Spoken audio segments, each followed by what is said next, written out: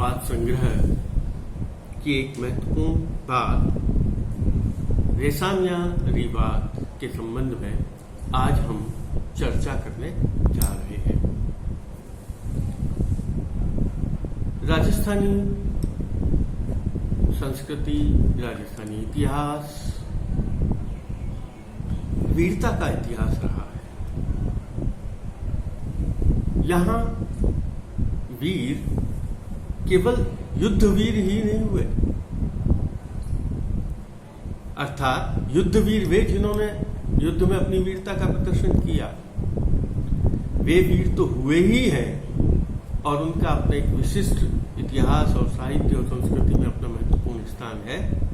लेकिन इसके अलावा और भी वीर रहे हैं और उन वीरों में दानवीर और वचनवीर का भी अपना एक महत्वपूर्ण स्थान रहा है और साहित्य संस्कृति और इतिहास ने उनको बहुत ही महत्वपूर्ण स्थान दिलाया है। जो युद्धवीर है वो तो युद्ध में अपनी वीरता का प्रदर्शन करते हैं, सिर कटने के बाद भी अपना वीरता का प्रदर्शन करते हैं, शत्रुओं को काट डालते हैं। वचनवीर वो है जिन्होंने वचन दिया और उस प्रण पालन में चाहे उनका जीवन ही क्यों न समाप्त हो गया, सब कुछ समाप्त क्यों नहीं हो गया, लेकिन उन्होंने प्राण जाए पर वचन न जाई उस परंपरा को निभाया। और ऐसे अनेक उदाहरण राजस्थानी साहित्य, संस्कृति और इतिहास में हमें देखने में आते हैं।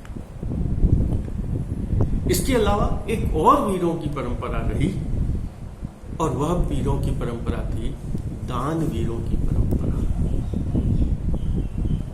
आपने और हमने सुना है कि दानवीर कर्ण, जिसने अपना सब कुछ न्योछावर कर दिया, महर्षि दधीची जिन्होंने अपने हड्डियों का दान कर दिया। पता है कि ये दान करने से उनका जीवन समाप्त हो जाएगा, लेकिन जो प्रण लिया उसका पूरा किया। इसी क्रम में अनेक लोगों ने दान किया, धन का, राज्य का, संपत्ति का, और वह दान ऐसा था चाहे उनके पास कुछ हो या न हो, उन्होंने जो भी याचक आया उस याचक को कभी भी खाली हाथ नहीं लौटाया। जैसा कि आप और हम जानते हैं, हमारे यहाँ माना गया है कि मांगने वाला तो जो किसी के यहाँ मांगने जाता है तो वो तो मरा हुआ है ही, लेकिन उससे पहले ही वो मर जाता है जिसके मुंह से मांगने वाले को ना दिया जाता है, मना करता है। दिन से पहले वे मुए मुख से निकसत ना है, जिनके मुंह से ना निकलता है वो तो मांगने वाले से ही पहले मर जाते हैं। इन्हीं विशेषताओं को लिए हुए राजस्थान के अनेक दानवीरों की परंपरा हमें दिखाई देती। ऐसे ही एक दानवीर हुए हैं जिनका नाम था रेसामिया, और रेसामिया की कथा इसीलिए प्रसिद्ध है या उनका नाम इतिहास और संस्कृति में इसीलिए प्रसिद्ध है क्योंकि वे बहुत बड़े दानवीर थे। ये दान धन के रूप में भी देते थे जो दानवीर हुए हैं। कभी कभी सार्वजनिक कार्यों में अपना दान दे देते थे, मंदिर में बनाने के लिए दान दे देते थे, कुएं, बावड़ियों, तालाबों को बनाने के लिए अपना दान दे देते थे, और जितना सत्कर्म हो सकता है उस सत्कर्म के लिए अपना सर्वस्व लुटा देते थे। और वह लुटाना दान के बराबर ही था। उन्होंने ये कहा कि यह दिया हुआ कभी भी व्यर्थ नहीं जाता। ठीक ऐसे ही हमारे इतिहास पुरुष रेसामिया हुए। उनके संबंध में ये कहा जाता है कि वह ऐसे दातार हुए, कैसे? नाकारो जाने नहीं उभो जा लग आत रिद दाता रेसामियों ऊनत अने अनाथ। क्या कहा? नाकारो जाने नहीं, उसको ना देना आता ही नहीं, नकारना, मना करना। कोई मांगने आया उसे मना करना वो जानता ही नहीं, नाकार वो जाने नहीं। उभो जान लग आथ, जब तक उसके पास संपत्ति है तब तक वह संपत्ति के पास खड़ा हुआ है, या जब तक उसके पास संपत्ति है वो देने के लिए तैयार है। और आगे उसने कहा रिद्धि दाता, रिद्धि और सिद्धि देने वाला। रिद्धि का अभिप्राय होता है धन संपत्ति देने वाला। रिद्धि दाता रेशामिया, ऐसा हुआ रेशामिया जो रिद्धि और सिद्धि को देने वाला था। किसको देता था? ऊनत अने अनाथ। जो ऊनत का अभिप्राय होता है जो वंचित वर्ग है, जो कमजोर वर्ग है, जिनके पास जीविका के साधन नहीं है, या जो अनाथ है, उन लोगों को वह अपनी संपत्ति लुटा देता था। यह उसकी विशेषता रही। और उसने कहा उसको तो ना देना आता ही नहीं, ऐसा रेशामिया हुआ। कहानी में कहा है रेशामिया ऐसा दाता हुआ जिसके पास जो कुछ भी मांगने के लिए आता उसे वो कभी मना नहीं करता। अब उसके पास जो प्रधान थे, जो मंत्री थे, वो सब लोग कहते थे रेशामिया जी आपने अपना सब कुछ, जो भी मांगने वाला आता है, जो भी याचक आता है, उसको आप दे देते हैं, आपके पास कुछ बचता ही नहीं, आपके पास तो कुछ रहता ही नहीं है। जो कुछ भी आपके पास होता है और आपके पास कोई मांगने के लिए आता है, आप उसे सब कुछ दे।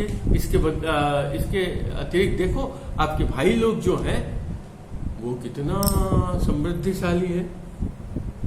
आपके पास अच्छा कपड़ा नहीं रहता पहनने के लिए, अच्छा घोड़ा नहीं रहता, अच्छा ऊंट नहीं रहता, अर्थात जो कुछ भी आपके पास आता है और कोई याचक आता है उसे आप वो दे दें। तब रेशामिया एक बार जाकर अपनी मां को कहता है, मां मैं तो दान देना चाहता हूं, लेकिन हमारे जो प्रधान है और जो हमारे भाई हैं वो मुझे दान देने से रोकते हैं। वो मुझे मना करते हैं दान मत करो, मुझे दान नहीं देने देते। लेकिन मैं क्या करूं? यहां बहुत अच्छा शब्द लिखा है, और मनु तो दान रो व्यसन छे। व्यसन का अभिप्राय है जैसे व्यक्ति नशा करता है, व्यसन करता है, और वो व्यसन के पीछे कुछ भी करने के लिए तैयार हो जाता है। तो उसने कहा मुझे तो देने का, दान करने का व्यसन है, नशा है, और मैं इसे नहीं छोड़ सकता। मेरे पास जो भी चारण आता है, भाट आता है, ब्राह्मण आता है, या कोई भी जिसको आवश्यकता है, जो याचक है, उसको मैं मना नहीं कर सकता, या मैं उसे मना नहीं करता। यहां तक कि मेरे से तो आगे कोई आएगा और मेरे से अगर अपना मस्तिष्क मांग लेगा, माथा मांग लेगा, अपना सिर भी मांग लेगा, तो भी मैं उसके लिए भी मना नहीं करूंगा। इसलिए हे माजी साहब, हे माता जी, आप जो कहे वो मैं करने के लिए तैयार हूं। और क्या करूं, प्रधान और भाई वगैरह तो मुझे देना नहीं चाहते, या वो देने नहीं देते। तब मां ने कहा, बेटा रेशामिया, तेरे और भाइयों के पास जो भी धन, कपड़े, घोड़े आदि जो कुछ भी है, और अगर तू उनको देना चाहता है, कोई याचक आता है और उनको तू यदि दान देना चाहता है, तू उनको दे सकता है।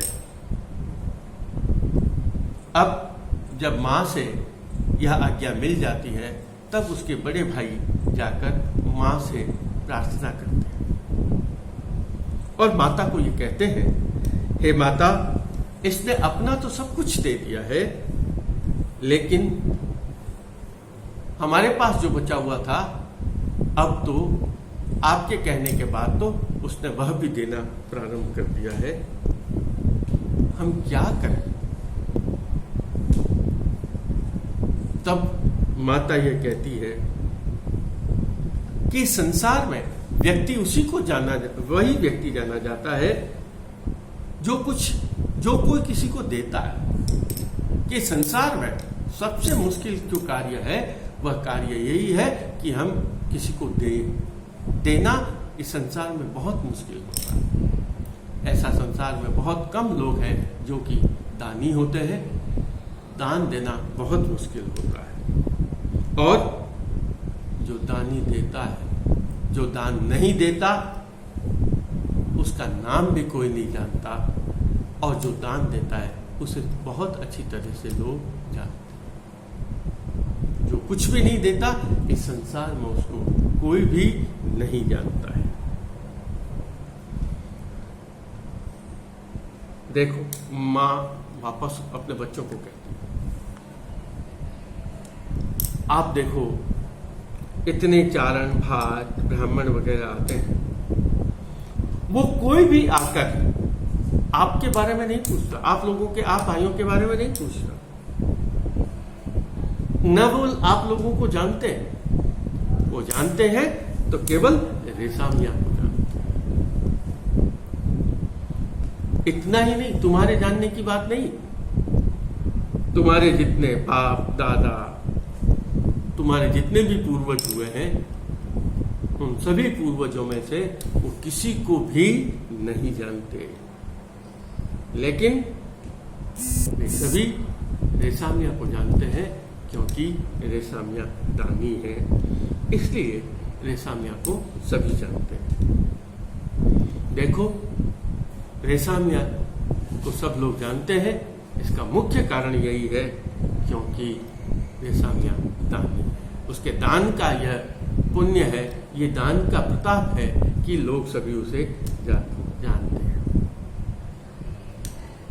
आगे वो कहा कि एक लाखा फुलानी व्यक्ति था, और लाखा फुलानी जो था सिंध का राजा, वह भी दातार था, और उस दातार के कारण ही उसका गीत लोग सवेरे सवेरे उठकर उसका नाम लेते हैं। वो नाम इसलिए लेते हैं, जैसे और इसके आगे जैसे आप और हम जानते हैं कि दानियों का नाम सवेरे सवेरे लिया जाता है। सूर्योदय के काल को कहा जाता है राजा कर्ण की वेला। राजा कर्ण की वेला क्यों? क्योंकि राजा इस कर्ण जो था वो इस समय दान देता था, इसलिए उनका नाम लिया जाता है। तो उसने कहा कि जो जो दान देता है उनका नाम रोज रोज नए नए रूप में सामने आता है। इसलिए माता फिर अपने बड़े पुत्र को कहती है, मेरे रेशामिया को तुम दान करने से मत रोको, वो जितना दान करता है उसे करने दो, और उसके मन में जो है वो उसे करने दो।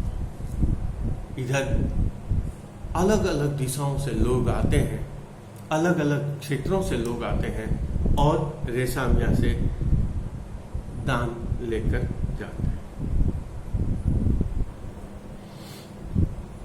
वह अपने बेटों को फिर ये कहते कि तुम्हारे पिता का कोई नाम नहीं जानता, तुम्हारे पूर्वजों का कोई नाम नहीं जानता, तुम्हारा नाम नहीं जानता, और तुम सबको भी जो जानते हैं वो इसीलिए जानते हैं कि तुम रेशामिया के भाई हो, रेशामिया के रिश्तेदार हो, रेशामिया के कुटुंबी हो, इसलिए तुम्हें जानते हैं। इसलिए इस संसार में दान की बड़ी महिमा है। तब माता के इतने समझाने के बाद सभी भाई तैयार हो जाते हैं और वे रेशामिया को कहते हैं, अच्छा जो आप देना चाहें वो दे सकते हैं। और इतना छूट मिलने के बाद रेशामिया फिर दान करने लगा। समय बीतता गया दान करते करते, ऐसे करते करते एक बार उनके देश में अकाल पड़ा, बड़ा दुर्भिक्ष हुआ। तब भाइयों ने फिर मना किया और कहा यह दुर्भिक्ष काल है, अपने पास धन धान्य की कमी है, आपने अभी तक बहुत दान किया है, इसलिए अब कुछ दिन रुक जाओ।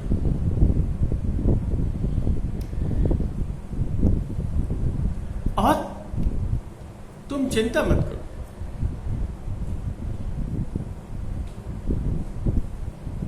कुछ समय की बात है, फिर वापस दान देना चालू कर देना। और उसने ये कहा, भाइयों ने उसे यह भी समझाया कि तुम इस बात का दुख भी मत करो कि तुम दान नहीं कर रहे हो, क्योंकि ये जितने भी याचक होते हैं वो याचक केवल मुंह के सामने आकर कीर्ति का बखान करते हैं, और जब व्यक्ति मर जाता है तो मरने के बाद कोई भी उसको याद नहीं करता। अब यह बात एसामिया को समझ में नहीं आई, और वह इस बात को पता लगाना चाहता है कि लोग मरने के बाद भी याद करते हैं कि नहीं करते। तब इस बात की परीक्षा लेने के लिए वह क्या करता है, वह अपने सेवकों से कहता है कि लोक में यह बात फैला दो कि रेसामिया बहुत बीमार है, और कुछ दिन बाद यह भी कह देना कि रेसामिया मर गया, केवल अफवाह फैलाना। और वो भी इसीलिए कि जो याचक आते हैं उन याचकों की परीक्षा के लिए। अब नियत अवधि निकली और सेवकों ने यह बात फैला दी कि रेसामिया बीमार है, और उसके बाद कह दिया रेसामिया मर गया। सभी लोगों के पास यह सूचना पहुंच जाती है, और रेसामिया के अंतिम संस्कार की बात चालू होती है, और उसको रथी में सजाकर ले जाना प्रारंभ करते हैं। इधर जितने कुटुंबीजन इकट्ठे होते हैं वे सभी कुटुंबीजन, भाई भतीजे वगैरह सब अपने अपने स्वार्थ की बात करते हैं, कोई भी रेसामिया की बात नहीं करता। इतने में और उसको दाह संस्कार के लिए जब ले जाना प्रारंभ करते हैं, और जब उसकी अंतिम यात्रा प्रारंभ होती है तभी सामने से 4 याचक आते हैं, और वो याचक आते ही पूछते हैं, अरे चारणों, आज किसको ले जा रहे हो, किसकी वैकुंठी है? तब उसने कहा, कौन सा ठाकुर है जो वैकुंठ गया है? तब उन्होंने कहा, रेसामिया मर गया। तब वो जो गढ़वी साथ आए सामने आ रहे थे वो भी उसके साथ हो गए, और वो ये कहते हैं कि रेसामिया कभी मर नहीं सकता, मरता तो केवल मांगने वाला है, या जो मांगने वालों को मना करता है वह मरते हैं, या जो कूदाता है, जो दानी नहीं है, वो मरते हैं। रेसामिया कभी मर नहीं सकते। और इस प्रकार वह कहकर बहुत ही निराश हो जाता। उधर जीवित अवस्था में रेसामिया अपनी अर्थी में सोया सोया इस बात को सुनता है, और वो कहते हैं, दीना विने दिहा वाका एकन वार मां मह लिए मुका रह लिए रेसाम। क्या वह रेसामिया तो महलों में ही रह रहा है, वह मरा नहीं है, क्योंकि उसने तो एक दिन भी देने के बिना नहीं निकला, इसलिए वह तो कभी मर ही नहीं सकता। उसकी दानवीरता हमेशा अमर है, वह कभी भी मर नहीं सकता। अब यह बात रेसामिया स्वयं बैठा बैठा सुनता है। अब जो उसके कुटुंबी लोग हैं वो भी यही कहते हैं, ये चारण याचक लोग हैं, वो याचक लोगों को देता था और यही उसकी कीर्ति का गान कर रहे हैं। और वो यह कहते हैं कि ऊपर स्वर्ग में, कहते हैं ऊपर वो इंद्र लोक है, लेकिन उसने कहा इस स्वर्ग लोक में इंद्र है या नहीं है, यह तो हमारे लिए एक मुश्किल जानना बात है। लेकिन इस संसार में अपने हाथों से देने वाला एक रेसामिया था, जो कि आज इस अरथी में बैठा हुआ है। अर्थात उन्होंने यह कहा कि इस संसार में इंद्र को तो किसी ने देखा नहीं, देखा देवराज इंद्र जो सबसे बड़ा दानी कहा गया है, कि उसको तो किसी ने देखा या नहीं देखा, लेकिन हमने इस संसार में रेसामिया को देखा है जो सबसे बड़ा दानी हुआ है। इस बात को सुनकर वह अपने सोया हुआ उठ बैठता है और अपने ऊपर जो कफन डाला हुआ होता है वह उस कफन को हटा देता है और खड़ा हो जाता है, और खड़ा होकर कहता है, भाइयों, आप लोग कहते थे कि मरने के बाद कोई भी तुम्हारा नाम नहीं लेगा। आप देखो ये खुद, ये तो मेरे मरने के बाद ही मेरी कीर्ति का गान कर रहे हैं, और मुझे ये कहा और मेरे लिए ये शब्दों का प्रयोग किया कि इंद्र को तो हमने देखा या नहीं देखा, वह है या नहीं हम नहीं कह सकते, लेकिन हमने इस इंद्र के रूप में इस रेसामिया को देखा। और अपने साथ जितने वस्त्र थे वो वस्त्र भी रेसामिया ने उन याचकों को पहना दिया, और वापस अपने महलों में आए और महलों में आकर कहा, इन याचकों को खूब सारा धन धान्य यदि जो दो। और जब उनको दिया गया तब वे सभी लोग बैठकर उस दातार की कीर्ति गान करते हैं। इस प्रकार रेसामिया इस संसार में, इस दुनिया में अपने नाम का दातार के रूप में अपने नाम की कीर्ति को प्राप्त करके इस संसार से विदा हुआ। धन्यवाद। इस कहानी से हमें यह सीख मिलती है कि लोग यह सोचते हैं कि हम जो ध्यान करते हैं, हम किसी याचक को या आवश्यकता के अनुसार यदि किसी को व्यक्ति देते हैं, व्यक्ति को कुछ धन या आवश्यकता में उसकी सहायता करते हैं, वह व्यर्थ ही जाती है।